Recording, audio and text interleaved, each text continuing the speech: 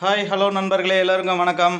நீங்கள் இப்போ பார்த்துக்கிட்டு இருக்கிறது கொச்சினில் இருக்கிற மேரியட் இன்டர்நேஷ்னல் ஹோட்டல். இந்த ஹோட்டலுக்கு இன்றைக்கி நம்ம ஃப்ரெண்ட்ஸுங்களோட ஒரு மீட்டிங்காக போயிருந்தோம். மீட்டிங் ப்ரிஃபரன்ஸ் முடிச்சு விட்டு அது பக்கத்துலேயே அப்படியே லூலு மால் இருந்தது.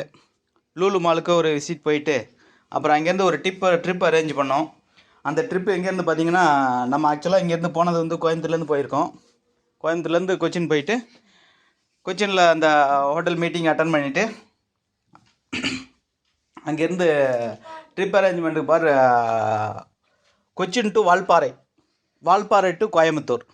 இதுதான் நம்மளுடைய ட்ரிப் ரூட்டு. ஆக்சுவலாக ட்ரிப்பு எப்படி போக போகிறோன்னா, அதிரம்பள்ளி ஃபால்ஸ் போகிறோம்.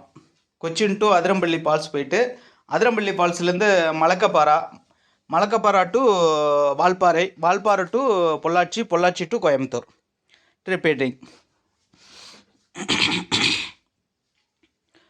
இப்போ நம்ம பார்த்துக்கிட்டு இருக்கிறது, முன்னாடி பார்த்தது நம்ம ஹோட்டல் இன்டர்நேஷ்னலுடைய உள்பகுதி வெளிப்பகுதி அதெல்லாம் பார்த்தோம்.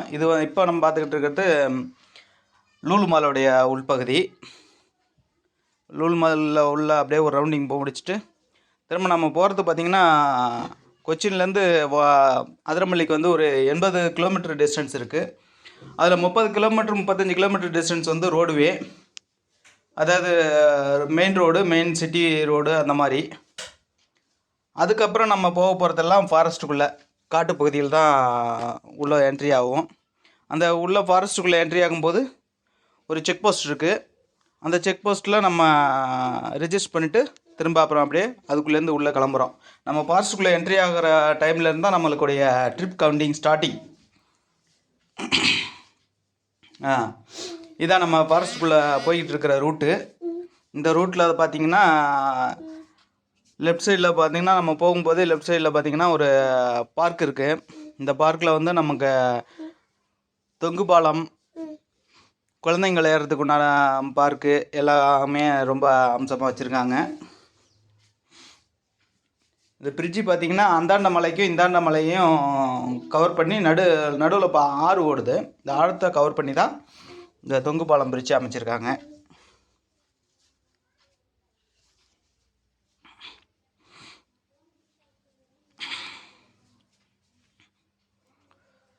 நல்லாயிருக்கு. அதாவது உள்பகுதியில் ரொம்ப அற்புதமாக அழகாக ஒரு என்ன சொல்கிறது, ஒரு இயற்கை சூழ்ந்த ஒரு அமைப்பில் ஒரு ரோடு மார்க்கம் உண்டான ஒரு சவுண்டு இல்லாத ஒரு அமைதியான ஒரு சூழலில் இருக்குது. சூப்பராக இருக்குங்க. இது அந்த பார்க்கை ஒட்டியே ஒரு ஓடை மாதிரி தண்ணி ஓடுது. ஆனால் அதிகம் தண்ணி நிறையா வருது.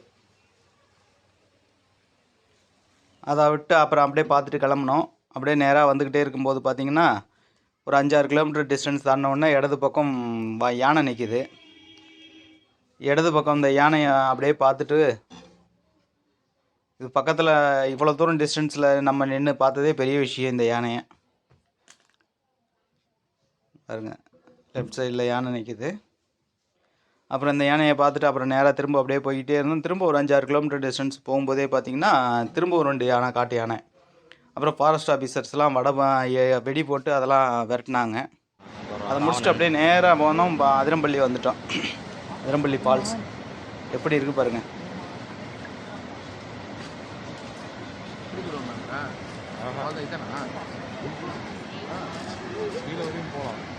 செம்மையாக இருக்குது பாருங்கள் அதிரம்பள்ளி ஃபால்ஸு. நம்ம லேட்டாக போயிட்டோம். ஈவினிங் ஒரு 6 மணிக்கு மேலே போயிட்டதால் நமக்கு உள்ளே அலௌடு இல்லை. 6 மணியோட கேட் க்ளோஸு. அதனால் நம்ம வெளிப்பகுதியில் நின்று அப்படியே ஒரு வீடியோ ஷூட் பண்ணிட்டு வந்தோம். வெளிப்பகுதியிலேருந்து பார்த்தது எவ்வளோ சூப்பராக அழகாக இருக்குது பாருங்கள். அந்த ஃபால்ஸை ஒட்டி பார்த்திங்கன்னா கீழே அப்படியே நம்ம ஷூட் பண்ணிக்கிட்டு இருக்கும்போது பார்த்திங்கன்னா மான் கீழே ஒரு கடாமான் படுத்துருக்குங்க. 2 மானும் படுத்துருக்கோம். பேர் கடாமானா. இங்கே ஒன்று படுத்துருக்குங்க, அந்த பக்கம் ஒரு மான் படுத்துருக்கு பாருங்க. எல்லாம் இறையை தின்னுபிட்டு உணவை சாப்பிட்டு அவங்க ரெஸ்ட்டில் இருக்காங்க. இப்போ 6-7 மணி 6:30 மணி பக்கம் ஆகிடுச்சா, அதனால் படுத்து ரெஸ்ட்டில் இருக்காங்க. அப்புறம் ஈவினிங் ஒரு 7 மணி பக்கமாக நாம் நைட்டு டின்னர் முடிச்சுட்டு அப்புறம் ரூம் போட்டு தங்கிட்டோம். ரூமில் அதிரம்பள்ளி ரெசார்ட்டில் தங்கிட்டு அப்புறம் காலையில் 7:30 மணிக்கு ரெடியாகி வெளியில் வந்தோம். அடுத்து வந்து நம்ம ஒரு ஃபாரஸ்ட் ரூட்டு, அதுதான் மலக்கப்பாறா போகிற ஃபாரஸ்ட் ரூட்டு. அங்கேருந்து மலக்கப்பாறா ஃபாரஸ்ட் ரூட்டில் போனோம்னா ஒரு 5 கிலோமீட்டர் டிஸ்டன்ஸில் திரும்ப ஒரு செக் போஸ்ட் வரும்.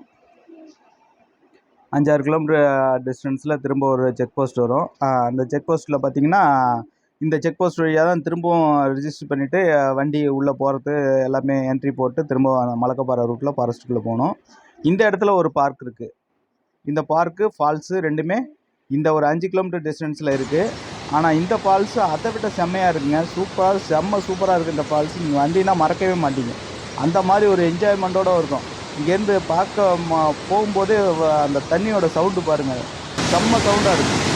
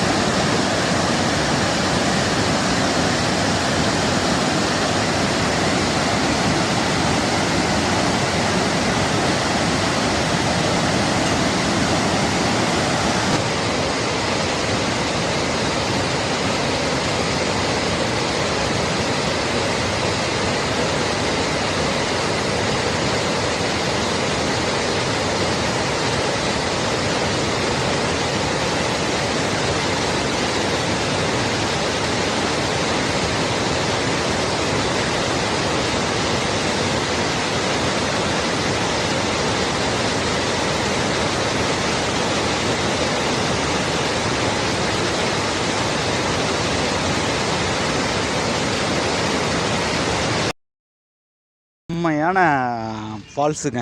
பார்த்துட்டு அப்படியே ஜாலியாக அப்படியே ஒரு என்ஜாய்மெண்ட்டோடு அப்படியே வர வேண்டிதான். இந்த ஃபால்ஸை ஒட்டியே ஒரு 1/2 கிலோமீட்டர் பக்கத்துக்கு நம்ம தடுப்பு கம்பிகள் அமைச்சிருக்காங்க. அந்த தடுப்பு கம்பிகள் அமைச்சு அந்த தடுப்பு கம்பிகள் வழியாகவே நம்ம அப்படியே ஃபால்ஸை ஒட்டியே அப்படியே பார்த்துக்கிட்டே போகலாம். எப்படி இருக்குது பாருங்கள்.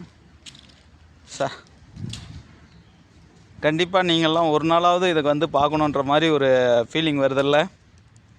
இந்த தடுப்பு கம்பி அப்படியே சைடு அந்த ஃபால்ஸ் ஒட்டியே இந்த தடுப்பு கம்பி வழியாகவே அப்படியே நேராக பார்த்துக்கிட்டே போகலாங்க. பார்த்துக்கிட்டு அடுத்த கேட்டு வழியாக வெளியில் வந்துடலாம். அவ்வளோ தூரத்துக்கு இந்த ஃபால்ஸை பார்த்துக்கிட்டே போகிறதுக்கு அவ்வளோ தூரத்துக்கு வந்து இந்த பார்க்குள்ளேயே டிஸ்டன்ஸ் அவ்வளோ சூப்பராக வச்சுருக்காங்க.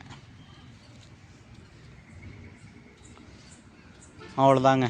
இது வழியாக வந்து அப்படியே அடுத்த கேட்டு வழியாக வெளியில் வந்துடலாம். அடுத்த கேட்டு வழியாக வெளியில் வந்துட்டு அப்புறம் நான் காலையில் டிஃபன் முடிச்சுட்டு திரும்ப அந்த செக் போஸ்ட்டில் போயிட்டு திரும்ப ரீஎன்ட்ரி காருக்கு ரிஜிஸ்ட்ரேஷன் என்ட்ரி போட்டு அப்புறம் அங்கேருந்து திரும்ப அடுத்த மலக்கப்பாறா ரூட்டு கிளம்பிட்டோங்க. இப்படி மலக்கப்பாறா ரூட்டு கிளம்பிட்டு போய்கிட்டு இருக்கும்போது தான் இந்த மாதிரி பார்த்திங்கன்னா அங்கே யானை பூந்து மரத்தை சாய்ச்சி விட்டுருச்சாட்டுருங்க. இந்த யானை மரத்தை சாய்ச்சி விட்டதால திரும்ப பெரிய வண்டியெலாம் அதுக்குள்ளே பூந்து போக முடியல. பெரிய வண்டிலாம் அதில் பூந்து போக முடியாதால் பஸ்ஸு வந்து அங்கேயே திருப்பிக்கிட்டு இருக்காங்க. பாதி ரூட்டு வந்துட்டு திருப்பிக்கிட்டு இருக்காங்க. ஆப்போசிட்டில் வர்ற பஸ்ஸு அந்தாண்ட பக்கமே திருப்பிட்டு அப்படியே போகுது. நம்மளது காரு பைக்குன்றதுனால ஈஸியாக உள்ளே பூந்துருச்சு. உள்ளே கேப் இருந்ததுனால அந்த கேப் வழியாக நம்ம பைக்கு உள்ளே பூந்து கார் உள்ளே போகும்.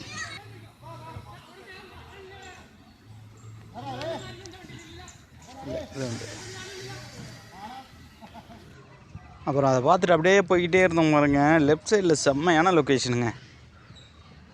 போய்கிட்டே இருந்தால் திரும்ப ஒரு 5-6 கிலோமீட்டர் டிஸ்டன்ஸில் செம்ம லொக்கேஷன், சூப்பரான வியூ, தண்ணியும் அவ்வளோ அழகாக இருக்குங்க.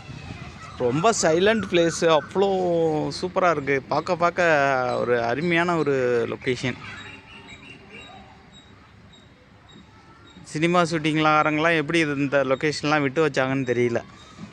பட் ஆனால் இது டேஞ்சரஸான ஏரியா தான்.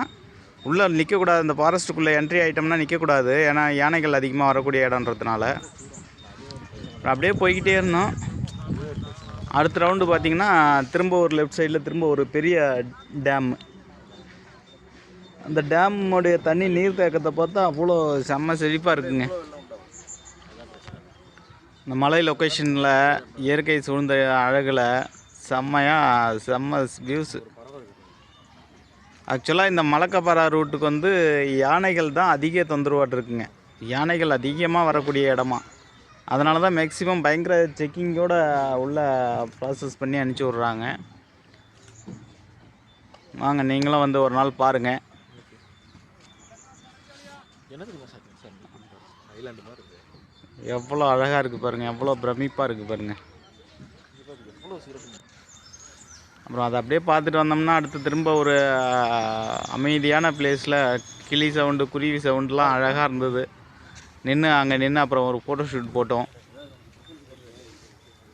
அப்படியே அங்கே நின்று அழகாக ஒரு ஃபோட்டோ ஷூட் பண்ணிவிட்டு அப்புறம் அங்கேருந்து அப்படியே கிளம்புனோம். ஆனால் மலக்கப்பாறா போகிற ரூட்டு ஃபுல்லாகவே ரோடு சின்ன ரோடு தான். கொஞ்சம் போக்குவரத்து ரொம்ப கம்மி. கொஞ்சம் பயந்து தான் போகிற மாதிரி இருந்தது. ஏன்னா எந்த சந்துக்குள்ளேருந்து யானை டக்குன்னு வராதுன்னு தெரிய மாட்டுது. அந்த மாதிரி ஒரு சூழலான ரூட் அது. பட் ஆனால் த்ரில்லிங்காக போகிறதுக்கு செம்மையாக இருக்கும். அவ்வளோதான். நம்ம மலக்கப்பாறை வந்துட்டோங்க. இது மலக்கப்பாறை ஏரியா. இந்த மலக்கப்பாறை ஏரியாவிலேருந்து ரெண்டாக பிரிஞ்சு ஒன்று மலக்கப்பாறை ஏரியாவில் வந்து கேரளாவோட சேர்ந்தது. இந்தாண்ட மலக்கப்பாறை ஏரியாவுக்கு இந்தாண்ட பார்த்திங்கன்னா வால்பாறையை சேர்ந்தது. அவ்வளோதான். வால்பாறையோடைய ரவுண்டானத்துக்கு வந்துட்டோம். வால்பாறை ரவுண்டானத்தில் அப்படியே ஒரு டீயை சாப்பிட்டு ஒரு தேயிலை தோட்டத்திலலாம் அப்படியே பார்த்து ஒரு அழகாக ஷூட் பண்ணிவிட்டு திரும்ப அப்புறம் அங்கேருந்து கிளம்பணும். அங்கேருந்து பார்த்திங்கன்னா கரமலை எஸ்டேட்டுன்னு சொல்லிட்டு ஒரு எஸ்டேட்டுக்குள்ளே போனோம். அங்கே மேந்த கிராஸ் லேண்டுன்னு ஒரு ஏரியா இருக்குங்க. அந்த கிராஸ் லேண்டுக்கு போகிறதுக்காக தான் போனோம். இது வந்து கரமலை எஸ்டேட்டு. வால்பாறையில் உள்ள சிட்டிக்குள்ளேருந்து ஒரு 15 கிலோமீட்ரு அவுட்ரு வெளியில் வியூ வரணும். இது வந்து இந்த தேயிலை எஸ்டேட்டுக்கு வந்துட்டு அப்படியே போய்கிட்டே போனோம். அப்போ கிராஸ் லேண்டுக்கு வந்து போகலான்னு சொல்லி போனோம். அங்கே பார்த்தா அலௌடு இல்லைங்களாம். அந்த கிராஸ் லேண்டு வந்து ரொம்ப சைலண்டான ஏரியாவாக. ரெண்டாவது யாருக்குமே அலௌடு இல்லையாம். மிகப்பெரிய அரசியல் அமைப்புகளை சேர்ந்தவங்களாக இருந்தாலும் சரி, உயரதிகாரிகளாக இருந்தாலும் சரி, யாருக்குமே அலௌடு இல்லை அப்படின்றாங்க. அப்புறம் சரின்னு சொல்லிட்டு அப்புறம் கிராஸ் லேண்ட்லேருந்து கீழே அப்புறம் இறங்கி அப்புறம் வந்தோம். அப்புறம் வால்பாறை அந்த கரமலை எஸ்டேட்டுக்குள்ளே பூந்து அப்புறம் ஃபோட்டோ ஷூட் பண்ணிவிட்டு இதெல்லாம் பாருங்கள். கரமலை எஸ்டேட்டுக்குள்ளே இந்த முத்தின மாதிரி இருக்கிறதெல்லாம் தேயிலை இலையோட முத்தின பகுதி எடுக்கிறதில்ல. அந்த மேலே கொழுந்து பகுதியாக எடுக்க கிள்ளி விட்டு திரும்ப பார்த்திங்கன்னா திரும்ப கொழுந்து முளைஞ்சி கொழுந்து வருதுங்க. அந்த கொழுந்து தான் எடுத்து வைக்கிறாங்க. இந்த கொழுந்து தான், இந்த தேயிலை கொழுந்து தான் டீக்கு ப்ராசஸிங்க. முத்தின இலை, அடியில் இருக்கிற முத்தின இலையெல்லாம் எடுக்கிறதில்ல. ஒன்ஸ் இந்த கொழுந்தை கிள்ளிட்டாங்கன்னா அப்புறம் இந்த கொழுந்துலேருந்து திரும்பவும் கொழுந்து விடும். அப்போ நம்ம இந்த கொழுந்து வர அந்த கொழுந்து தான் நம்ம எடுத்து தேயிலை ப்ராசஸிங் பண்ணி நமக்கு டீயாக வந்து வெளியில் வந்துக்கிட்டு இருக்கு. Valparai tea estate. இந்த கொழுந்து பார்க்குறதுக்கு ரொம்ப சூப்பராகவே இருக்குது. அதுவும் இல்லாத இந்த கொழுந்து நம்ம பார்க்க இன்னும் வெறுங்கையிலே பிச்சு சாப்பிட்லாம் போல் இருக்குது. அவ்வளோ மின்னு அப்படியே அழகாக இருக்குது கொழுந்து, தேயிலை கொழுந்து.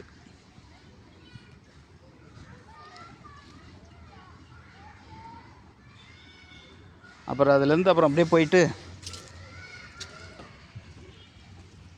அப்புறம் தேயிலை பறிக்கிறாங்க. அப்புறம் அவங்கக்கிட்ட போய் பார்த்து பேசிக்கிட்டு இருந்துட்டு அப்புறம் தேயிலை பறித்து வச்சுருப்பாங்க, மூட்டையாக பறித்து வச்சுருப்பாங்க.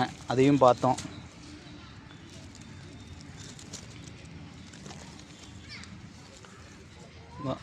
அப்படியே எஸ்டேட்டுக்குள்ளே பூந்து அப்படியே ஒரு ஸ்டேஷன் பார்த்துட்டு இதை பார்த்திங்கன்னா தேயிலை எஸ்டேட்டுக்குள்ளே அந்த தேயிலை பறித்து வச்சுருக்காங்க பாருங்கள். மூட்டையாக பறித்து வச்சுருப்பாங்க. அவங்களும் பார்த்திங்கன்னா அந்த கொழுந்து தான் பறித்து வச்சுருக்காங்க பாருங்கள். ஃபுல்லாக தேயிலை கொழுந்து தான்.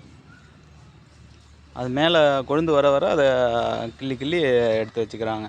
அடுத்து அந்த கொழுந்துலேருந்து திரும்ப கொழுந்து விடணும். அது வரைக்கும் வெயிட்டிங். பரவாயில்ல, சூப்பராக இது பண்ணியிருக்காங்க. அப்புறம் இதை பறிச்சு மூட்டை கட்டி அதுக்கப்புறம் எஸ்டேட்டுக்கு போயிட்டு அவங்க பறித்து வச்சதுக்கு ஏற்ற மாதிரி விலை போட்டு எடை போட்டு இது பண்ணுறாங்களா, இல்லை மாத சேலரியில் பறிக்கிறாங்களான்னு தெரியல. இது பார்த்திங்கன்னா தேயிலையோடைய அடிப்பகுதி பார்த்திங்கன்னா 100 வருஷத்துக்கு மேலாக இருக்கக்கூடிய மரங்களாம். ஆக்சுவலாக தேயிலை தோட்டம்னாலே வந்து நம்ம பார்க்குறதுக்கு மேலோட்டமாக தான் தெரியுது. பட் ஆனால் அது வந்து 100 வருஷத்துக்கு மேலே உண்டான மரங்களாக. அது மேலே கட் பண்ணி விடுறதுனால அடியில் இருக்கிறதோடைய மரப்பகுதி வந்து நமக்கு தெரியறதில்ல. இதெல்லாம் வெள்ளைக்கார காலங்களிலேயே இருக்கக்கூடிய வெள்ளைக்கார காலங்களில் உருவாக்கப்பட்ட தேயிலை தோட்டங்களாட்டிருக்கு.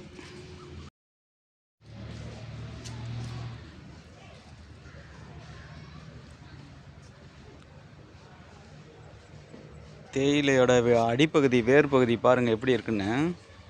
அப்புறம் இதை பார்த்துட்டு அப்படியே போனோம். நம்ம எஸ்டேட்டில் வேலை பார்க்குற ஒரு நண்பரை ஒருத்தரை சந்தித்தோம். அவர்கிட்ட சில கருத்துக்கள் கேட்டோம். இது எங்கள் எஸ்டேட்டு பெரிய எஸ்டேட்டு, பெரிய கராமலை.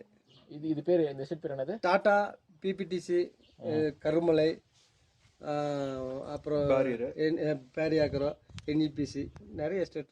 ஆனமலை 56 எஸ்டேட். ஓ 56 எஸ்டேட். எஸ்டேட் இருக்கு.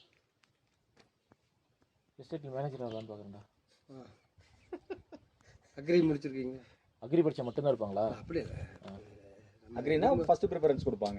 அப்படிலாம் இது சொல்கிறேன், டக்குன்னு கேட்டோன்னே தெரியும் நான் அக்ரி படிச்சிருக்கேன்னா அப்போ அதுக்கு ப்ரிஃபரன்ஸ் கொடுக்குறேன். ப்ரிஃபரன்ஸ் அது அக்ரியில் இருக்குல்ல, அக்ரி தான் பியூர் அக்ரி படிங்களா? அக்ரி எம்பிஏ இருக்குல்ல, படிக்கிறேன்ற எடுத்தது இல்லை அதுக்கு எம்பிஏல இருக்குது அக்ரி. இப்போ இந்த பக்கம் போகும்போது அனிமல்ஸ்லாம் எதுவும் இருக்குது? அதெல்லாம் இல்லை, ஒன்றும் இருக்காது. இப்போ ஈவினிங் டைமில் தான் காட்டு மாடு வரும். இப்போது போகிற வழியில் வரும், நிற்கும் காட்டு மாடு நிற்கும். இப்போ நாங்கள் பொள்ளாச்சி போனோம்னா இப்படி கீழே இறங்கி ஆமாம், இப்படி போய் கருமலை வழியாக உள்ளே போயிருக்கேன். 40 பெண்டு வழியாக இந்த அங்கே தெரியுது பாருங்க, அதான் 40 பெண்டு. இது கருமலை வழி உள்ளே போனீங்கன்னா 40 பெண்டு. வீடு இங்கேனா? ஆமாம், வீடு. எப்போ நான் எஸ்டேட்டில் மேனேஜர்னா வீடு எல்லாம் எஸ்டேட்லேயே கொடுத்துட்றாங்களா? பங்களா கொடுத்துருவாங்க. போடுங்கிறேன், ஜாலியாக இருக்கும். அங்கே எஸ்டேட்டில் வேலை பார்க்குற ஒரு அண்ணங்கிட்ட அப்புறம் பேசியிருந்தோம். அவர் சில கருத்துக்கள்லாம் சொன்னார். அதை கேட்டு அப்புறம் அங்கேருந்து கிளம்பிட்டோம். அங்கேருந்து நேராக பொள்ளாச்சி ரூட்டு கோயம்புத்தூர் கிளம்பிட்டோம். வர வழியில் பார்த்திங்கன்னா பொள்ளாச்சி வால்பாறையிலேருந்து பொள்ளாச்சி இறங்கும்போது பார்த்திங்கன்னா வரையாடு மேய்ஞ்சிக்கிட்டு இருக்குங்க. இந்த வரையாடு வந்து நம்ம தமிழ்நாட்டுடைய தேசிய விலங்கா. வரையாடு குட்டியோடு ஒன்று இருந்தது. ஆனால் பக்கத்தில் போய் ஃபோட்டோ ஷூட் பண்ணலான்னு போனால் ஒரு 5 மீட்ரு 6 மீட்ரு டிஸ்டன்ஸ்லேயே வந்து ஆக்ரோஷமாக ஓடியாருதுங்க, முட்டை வருதுங்க. சரியான ஆக்ரோஷமாக இருக்குங்க. நான் கூட சாதாரண நம்ம ஆடு மாதிரி நினச்சேன், ஆனால் அது டேஞ்சரஸான ஆடுங்க.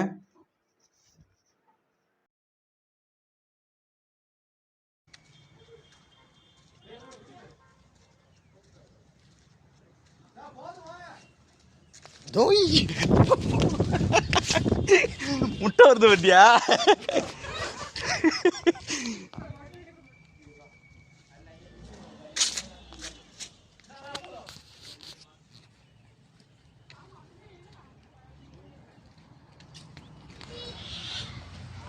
அப்புறம் அங்கேருந்து கிளம்பிட்டோம். அப்புறம் அந்த ஆடு பார்த்துட்டு வரையாடு பார்த்துட்டு அப்புறம் கீழே இறங்கினோம். வால்பாறை அடிவாரத்தில் பார்த்திங்கன்னா அந்த சைடு அடிவாரத்துலேயும் மானுங்கள் நிறைய மேய்ஞ்சிது. மானுங்களை வந்து ஜூம் பண்ணாலும் நமக்கு அந்தளவுக்கு கிளியராக கிடைக்கல. அப்புறம் அந்த சைடு ஏரி எல்லாம் அந்த ஆழியார் டேமோடைய தொடர்ச்சி. அது ஆழியார் டேமோட தொடர்ச்சியில் அப்படியே அடிவாரம் வந்துட்டோம். நம்ம அடிவாரத்தை முடிச்சுட்டு அப்புறம் நேராக அங்கேருந்து ஒரு டீயை சாப்பிட்டு அப்புறம் நேராக அங்கேருந்து அப்புறம் திரும்ப பொள்ளாச்சி ரூட் எடுத்து பொள்ளாச்சி ரூட்லேருந்து கோயம்புத்தூர் வந்து சேர்ந்துட்டோம். ஒரு நாள் ட்ரிப்பாக இருந்தாலும் செம்மையான ட்ரிப்பாக இருந்தது. நல்ல என்ஜாய்மெண்ட்டான ட்ரிப்பாக இருந்தது. நீங்களும் ஒரு நாள் ஜாலியாக என்ஜாய் பண்ணி பார்த்துட்டு வாங்க.